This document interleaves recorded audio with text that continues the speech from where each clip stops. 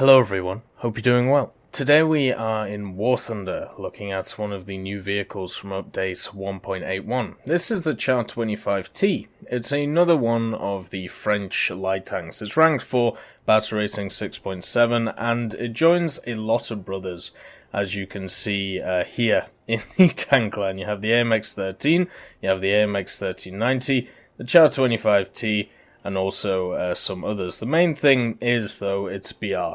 Because of the Char 25T's BR at 6.7, it means that you can run it with a really decent lineup if you want to use it as a top-tier vehicle.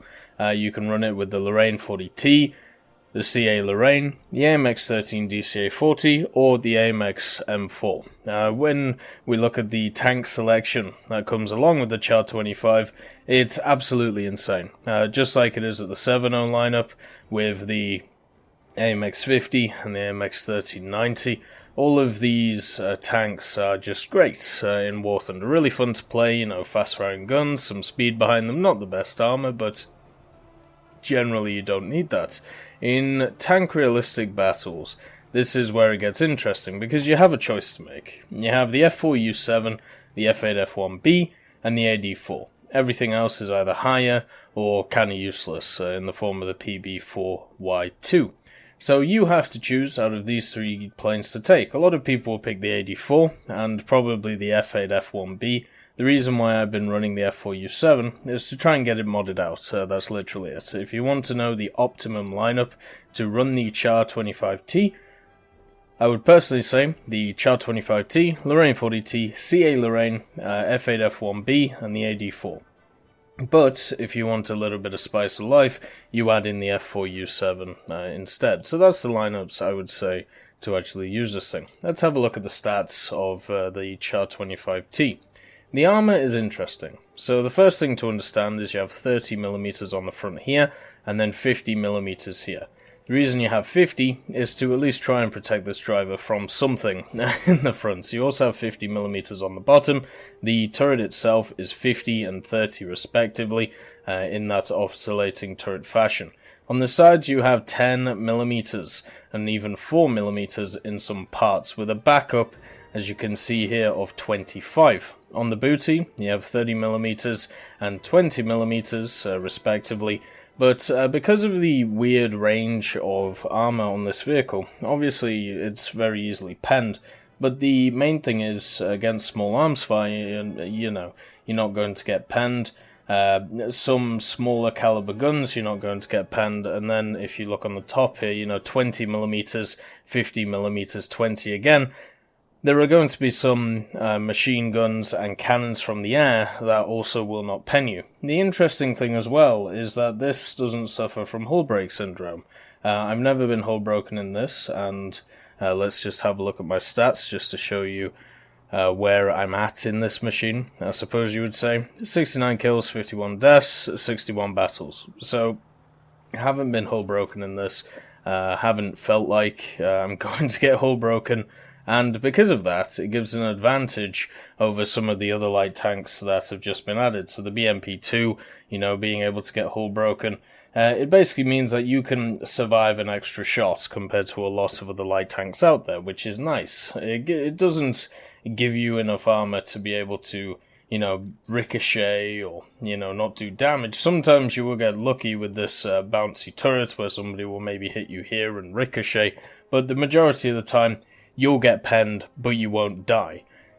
And this is down to a few factors. The armor, first of all, being one of them, with the hull break mechanic. The second one is the way that the turret is laid out, and the fact that you have 4 crew. A lot of these machines that you may see will have 3 crew.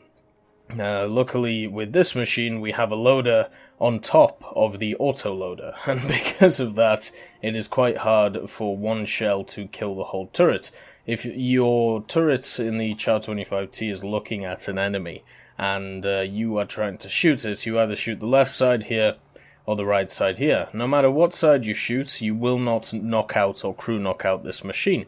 If you shoot it here through the driver's head or here, then you might be able to kill the 3, but it's going to be a dodgy shot. and if you shoot it on the left-hand side, you have a chance of blowing up the ammo. For me personally, what I've been doing when I face this machine is, if I'm able to, if I only see the turret, I shoot the left side here to kill the loader and try and ignite the ammunition, and if I see the right side, or if I see the hull, I shoot this driver in the head and hope that the round goes through and kills the two people. Something to also take into account is this radiator here soaks up a lot of hits. I have no idea why, but I've been shot a lot in the side, and only this has gone off and set me on fire, and what's happened is nothing, apart from I have been set on fire. Same with the back. There's been quite a few shots which have been tanked by this huge fuel tank, so take that into account when you're driving this thing. The engine, the 500 horsepower, is in the front here. What is good about the machine is that it goes forward the same as it goes backwards, meaning that, you can get into a situation quite horribly and then get out of a situation quite horribly. And also you have the transmission, which, as you can see with the new statistics, shows how fast it goes backwards and forwards. You also have access to the 19mm SA-45. Now, if you don't know what the SA-45 is, or you're not used to it, it's the same gun that you find on the AMX M4, this machine at 6.3. It's a good gun. The main advantage that it has over a lot of other vehicles around this BR is it gets access straight away as a default to its best shell. Now, this means that you don't have to pay in Silver Lines to use your proper shell, such as the British do with the Sabo, or, sometimes an upgraded APHE or APC-BC from the Soviets. It's not the case here with the Char 25T. So what you get out of the bat with the gun, with the 90mm Obus de Rupture, is exactly what you're going to use. You also get access to a HE shell, 13mm of penetration. I would just say stay away from it, and just load, 90mm APC. For me personally, I like taking 26 rounds. I don't really know why. I'm sure there are much more efficient amounts of rounds you can take. Generally, I don't shoot more than 15, so you could maybe even get away with 12 or 15, especially if you're focusing on the scouting role. Looking at the modifications in general, what you see is a large emphasis once again on the light tank, because it is a light tank, and the general structure and the way that this thing plays, I would definitely say that getting the mobility over everything else is key. Because of the fact that it can go really fast forwards and backwards, mobility is incredibly strong in this vehicle. And when it comes to the turret itself, you shouldn't really be shooting, especially if you're playing this as a light tank, unless you have complete superiority in, what you're doing on the map. So getting the mobility stuff, setting yourself up in the correct positions, while also, of course, getting parts and FPE, and then worrying about everything else, is the way to go, in my opinion, in this machine. Also, on top of this, if we look at the customization, one of the things that really stands out, your standard one, it's a normal green camouflage. The bicolor desert is incredibly bright.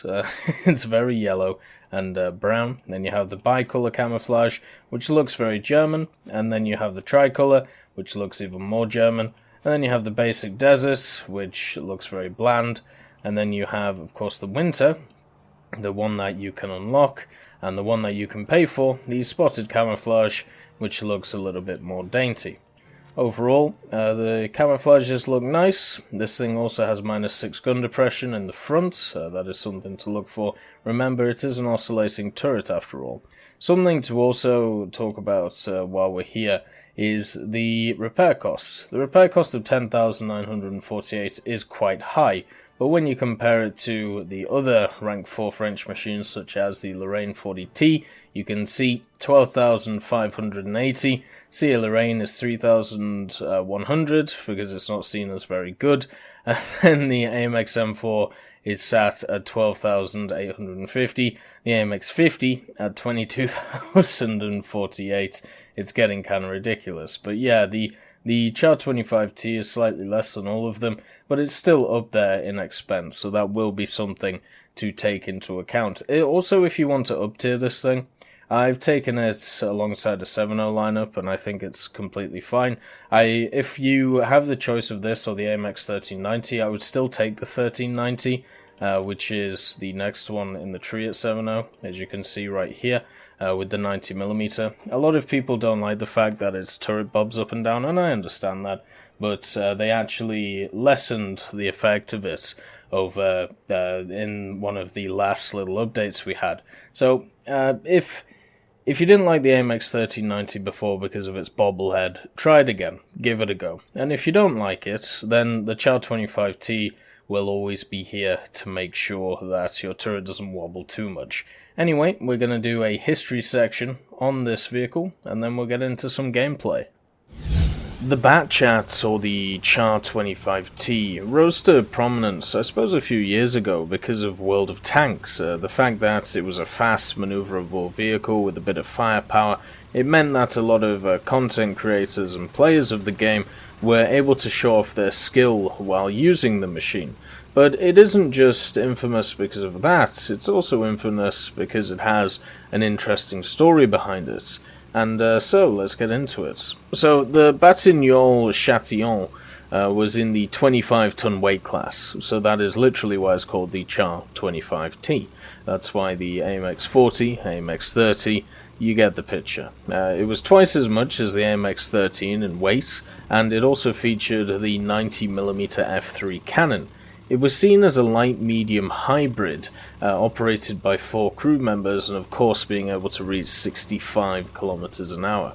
The reason it's called the Batchats is, well, it's an abbreviation of its actual name. As I said, the Batignolles-Chatillon. It's not exactly easy for people to say all the time, so obviously that's where abbreviations come in. The 25-ton, though, it was a one-off experiment. It was not heavy, of course, and it was not either a true medium like something like an AMX 30 that followed in the early 1960s, and it of course wasn't as light as an AMX 13. It was, as stated, a light medium, and as the French, by the time of the 50s, which is when the Char 25T was at least put together, they had very designed and defined tank roles of the light, medium, and heavy category. So having this hybrid didn't really fit the system. Anyway, it was a contemporary of the AMX 13, and some technologies used with the transmission and the propulsion were also reused on the AMX 30, which of course we have in game. So even though it was a failed prototype, it still had its use, and the use for it was in some of the technologies which was used to power the AMX 30. So the Batignolles-Chatillon 25T, it had some striking similarities and shared parts with the AMX 13. It started, of course, with the oscillating turret, and instead of the original 75mm that we see on the AMX 13, it was decided that the 90mm would be better. Now, this would be similar to the one used on the ARL 44, and in addition, it was given a coaxial 7.5mm machine gun, and the reason why they decided to go for an oscillating turret is exactly the same as the reason why they went for all of the tanks that they made to have an oscillating turret. The main reason behind it is it's smaller than your average turret, and therefore it's easier to conceal. That's pretty much the main reason behind this. There was obviously some others as well, but if we're talking about definitive reasons to use a turret like this, then that's why you use it. A problem with this, though, is you generally sacrifice a few things. The first of all is comfort for the crew, and these French machines were definitely not the most comfortable. You also, of course, lose crew space, which isn't the best, and on top of this, you also lose the fact of gun stability. A lot of machines from other nations were trying their best to get as stable guns as possible, where the French were much more interested in trying to keep themselves concealed and not get shot at. And to be quite honest, you can understand why, especially when you look at the statistics from World War II, where it turns out whoever shot first, the majority of the time, the vast majority of time, would win the battle. The hull, of course, it was a classic, with the sloped front glacis of 50mm, armoured plates down to 30mm, so 50 in front of the driver and 30 everywhere else, 25mm on the side and 20mm on the rear. The driver sat on the left-hand side. He had a 3 periscopic sight and also a sliding hatch. It was followed by the middle fighting compartment, the turret, and the rear engine compartment. So, in addition to the driver, the radio operator sat in the same compartment, and the gunner and commander took place in the turret. The commander's cupola was on the left-hand side, dotted with the 6 vision blocks, and the gunner's hatch on the right was circled by an extra machine gun ramp. This tank was very fast, thanks to the lightweight, compact hull despite the comfortable armour, and either the Hispano-Suiza V12 HS-110 or probably more like the SOFAM 3M 27.101 of 500 horsepower. The one that this machine has in-game is the SOFAM. That is the reason why it has the 500 horsepower. So this power was, of course, passed onto the large tracks, which are very similar to the Panther's tracks. 6 doubled road wheels, 3 return rollers, front drive sprockets, and the rear idlers, plus, of course, the hydraulic suspension units.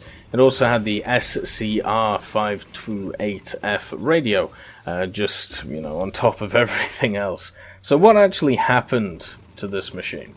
Because you may think, well, you've got the light tanks, you've got the medium tanks, why not a hybrid? Why not something that could maybe fill every role for the French? Maybe this could be something they could go forward with and be able to use, instead of having to create 2 production lines, you could consolidate it into one. Well, they made 2 prototypes. They were tested at the Batignolles-Chatillon in Nantes, a renowned locomotive and wagons manufacturer. They were also tested in Brittany, in northwest France, in 1954. Even though they were tested, and it seems like some of it, or at least the tests were a success, it didn't lead to any production. But some of the ideas and technologies developed in the program were later used in some of the French AFVs, which hopefully we see in the game, and also they were used in the AMX-30, which is in the game. Although some variants were developed on paper, none were produced or saw service, and the Batignolles-Chatillon suffered many issues that led ultimately to its cancellation. And these issues were the unreliable hydraulic suspensions, the constant maintenance for the chassis, and also the oscillating turret issues, the absence of NBC, and also, of course, the external reload. That is something that a lot of people forget. If you look at the AMX-13, one of the problems is the fact that you have to pretty much take off the back of the turret to be able to load the drum. And this was the same for the Char 25T. If we look at something like an AMX-30, this is not the case. So they definitely improved on it. So what we have here is an interesting idea of combining 2 forms of definition that the French army had created, but unfortunately it went down the wrong line. It went down the auto-loading line instead of staying towards the manual loader line where maybe it would have had more success. At least it has its place in history as a really fun tank in World of Tanks, and now coming to War Thunder it is represented again. Let's get into some gameplay. When I looked at the dev blogs of the tanks coming out, what I saw was quite a few of them which were light tanks, which made me, happy. I have enjoyed the light tank gameplay since it was released, this idea of scouting. It really came to prominence for me when I was playing the 6.7 American tanks, the T-92, the M56. I thought I finally found a place in ground forces that I kind of belonged. The reason for this is because I know I'm not the best shooter. I know for a fact that people can easily outgun me and easily out-aim me, so for me I needed to find a place to be more useful, and I found that in the scouting mechanic for light tanks. Another thing to think about is when Update 1.81 released, if you looked at the prices for a lot of the tanks, mainly research, I don't really mind about the Silver Lions cost just because I have the bank behind it, but the research cost of all of the machines that came out in Update 1.81 when it came to ground forces were very, very high. You know, you're talking about 380 to 390,000, the only ones which were a bit lower, you know, the M48, but when it comes to the light tank role, you had the BMP-2 at 210 and the Char 25T at 90,000. So if we take it from just that point of view, the 90,000 is a hell of a lot easier to get, and therefore you can start enjoying your tank a hell of a lot more, and also faster.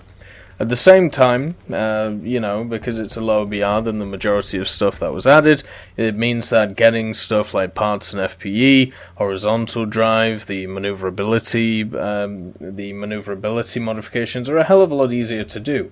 So you can get yourself a fully upgraded vehicle much quicker, and you can also run it with an insane lineup.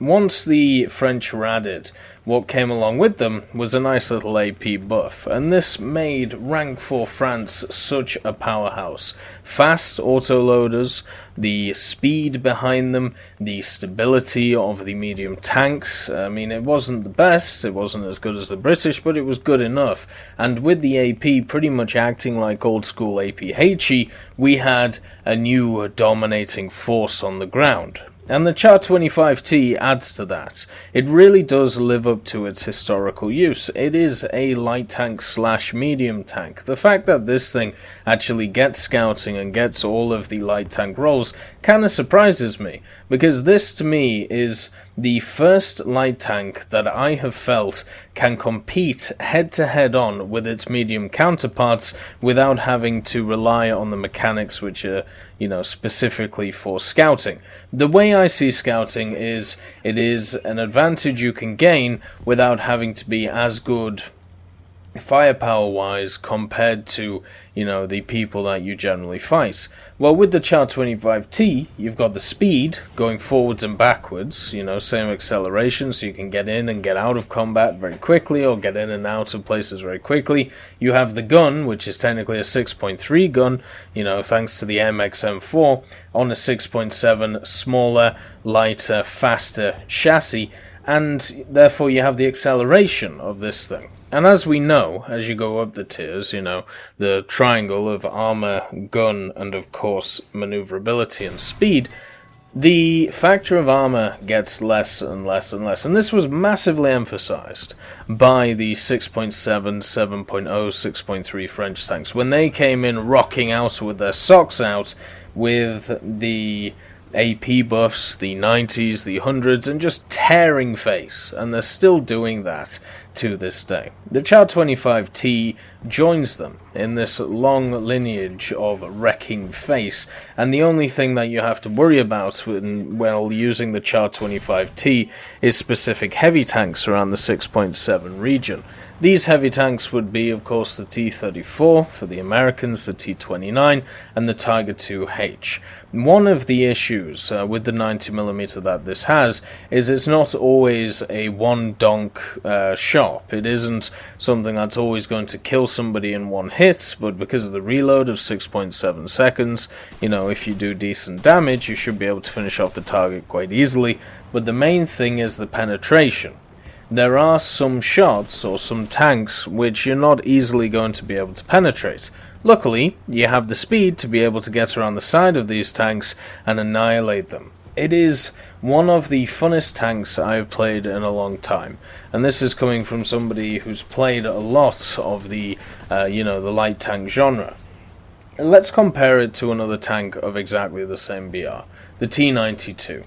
The T-92 for the Americans has a quicker reload, but I believe personally it has a worse acceleration. It does have a lower profile though, and one of the things that you find with the T-92, which always let it down back in the day, and not as much nowadays because you have scouting so you can be a bit more stealthy, but what you would do is you would get on the side of something like a Tiger II, you would shoot it in the center, and what you would do is orange the crew.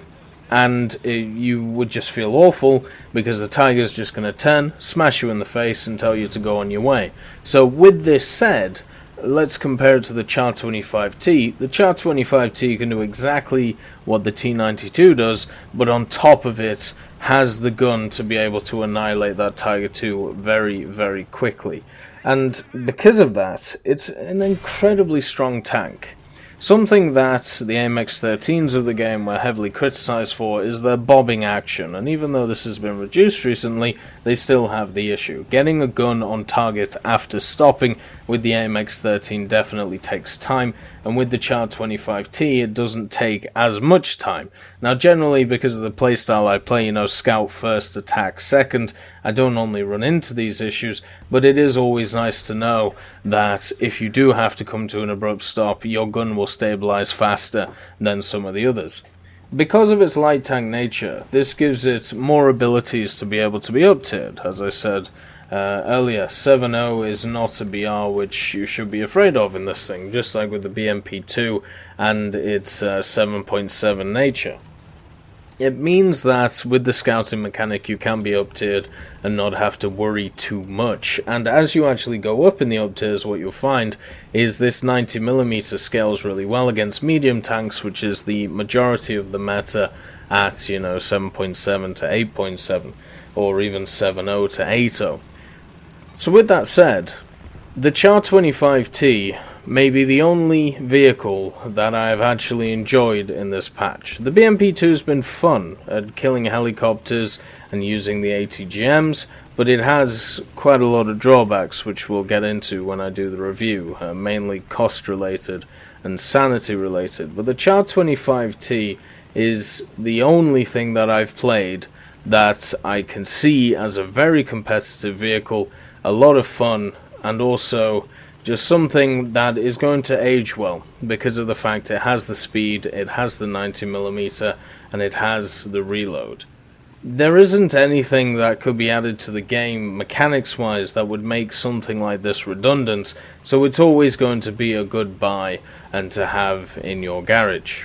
Anyway, I hope you all have a wonderful day, and I'll see you next time.